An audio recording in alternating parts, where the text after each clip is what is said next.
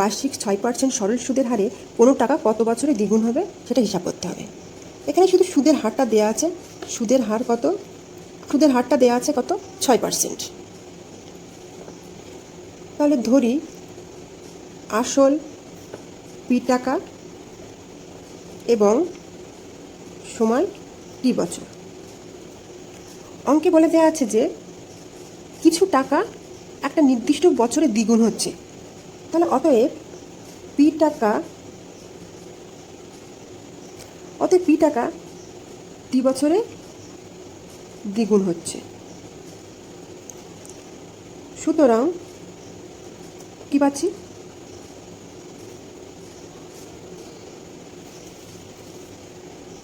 যেহেতু কোনো টাকা টি বছরে দ্বিগুণ হচ্ছে তাই টাকাটা টি বছরে হয়ে যাচ্ছে, পি টাকা টি বছরে হচ্ছে 2p টাকা। তাহলে আই ইকুয়াল টু পাচ্ছি কত, 2p টাকা মাইনাস পি টাকা ইকুয়াল টু পি টাকা। অতএব I equal to P R T by 100। এটা আমরা জানি, আই মানে কত পি আর পি মানে পি, আর হলো 6%, টি আর নিচে 100। এই পি কাটা বা টি ইকুয়াল টু 100/6। এখান থেকে কত পাবো, 50/3 হয় 16×2 × 3।